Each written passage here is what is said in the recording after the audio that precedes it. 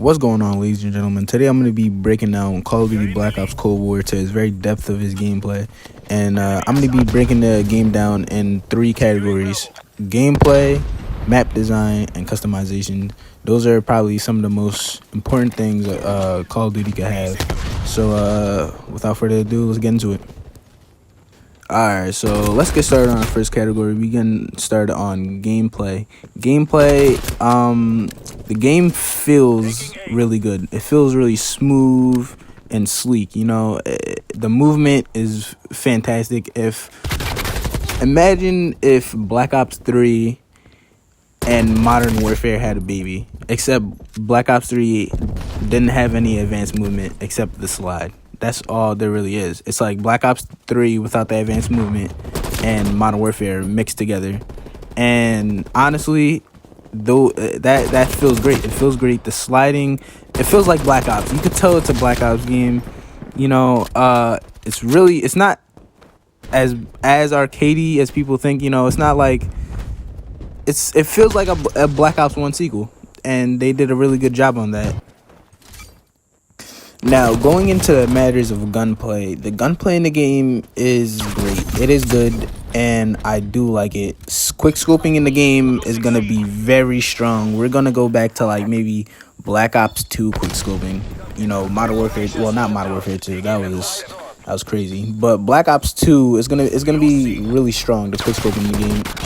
I tried to quick scope myself a little bit in the gameplay, but I'm not the best quick scoper, and I have to warm up to the gunplay in the game still. With that being said, the gunplay is good, but it does have its flaws. Like the shotguns in this game, I think they need to be buffed. Well, the two shotguns there are the Spats and the trench gun or something like that. But those two shotguns need to get buffed, and they're not the greatest. I wouldn't even use pistols in this game because pistols aren't even really good. Well, they are. They do their job, but at the end of the day, they're still pistols. I feel like you're gonna see a lot of AR SMG combos, or AR snipers, SMG snipers. You're not gonna see a lot of shotguns because the shotguns they're not great, and I could go in more detail. So like the guy could have half health, right, and you could shoot him a little bit far, which should kill him with a shotgun, but it would only get him down to like maybe like 10% health.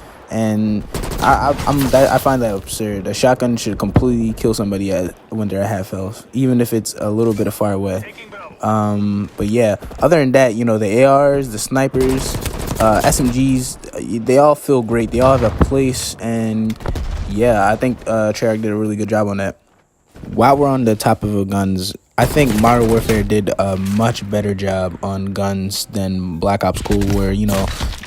Modern Warfare paid a lot of attention to detail in the guns. Like you could see the receiver every time you clank back, every time you shoot. You could see the reload, how much bullets you have, and the muzzle velocity, and the all that. I think Modern Warfare did a much more better job making their guns more real like. Black Ops Cold War, they don't really pay too much attention to the guns detail wise, so they don't have that that sound, the boom, the clank, the bang. They don't have that sound. They just sound unrealistic, to put it in simple terms. Modern Warfare did a much better job comparing shotguns. The shotguns from Modern Warfare, let's say the 725, boom, you could hear that thing from miles away. You could, if it's up close, you could hear it, and it sounds scary. But the Spats in this game doesn't sound like a shotgun. It sounds like like you're just shooting, I don't know, like wooden pellets, or it doesn't have that bang, or that boom, that clank. It doesn't have all that. But hey, it's only alpha. You don't know. You never know what can happen. Now, moving on to equipment. The equipment in this game, I think you guys are gonna be happy about this one. C4 has been heavily nerfed.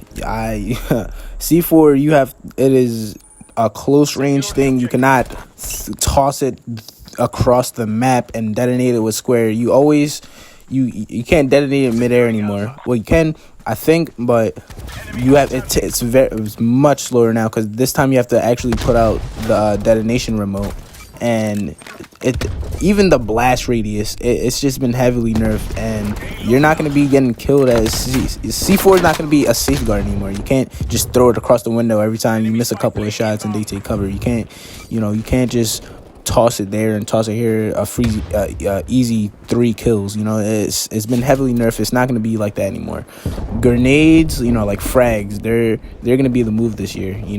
So I'm actually really happy about that. I think C4 has been needing a nerf for a while now, ever since Modern Warfare, dude. Oh, the C4s are just like Modern Warfare 3 in that game, and Black Ops 2, which is just terrible. But it's been nerfed this year, so I'm actually excited about that. Sound design in this game is fantastic. You can hear enemy footsteps and track exactly where they are. It's not too loud where you can hear them halfway across the map, but it's not too low where they sound like they have dead silence on all the time. So I think they did a really good job with sound design. Alright, now let's get into kill streaks. Kill streaks in this game, I'm pretty sure you've heard, they are crazy. If you got an attack helicopter in the sky, oh boy, yeah, you might as well call it quits. Kill streaks in this game need to be toned down a little bit, because man, these things are like crazy. Like, they go crazy, and I think in order to balance the game out, especially if you want to make it a little bit friendly to, for the people that are casuals, or that are, not trying to play for real or serious, they need to just tone down the kill streaks just a little bit, because those things are, what the hell. So, I mean, after all that, the kill streaks are fine, in my opinion. So, yeah. Now, going into the matters of vehicles, zip lines, and water.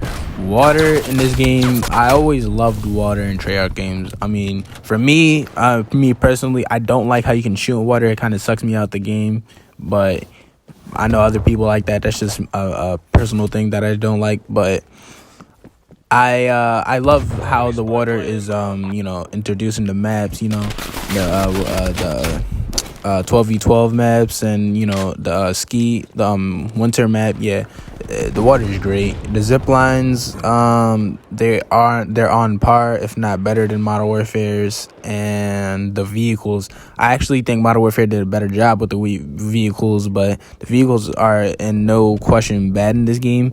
They are good. And actually, they're really fun. On the I forgot what that winter map is called. I actually had a little bit of a chase scene, which reminded me of the second Modern Warfare mission, where you had to get that thing. I had a chase down scene with a teammate riding the ski, and it was pretty fun. But other than that, yeah, the vehicles, I think they're pretty good. The tanks, the skis, the little bikes things, and boats. So yeah, I think they're not. I don't think they're with Modern Warfare on that department, but they're no question bad.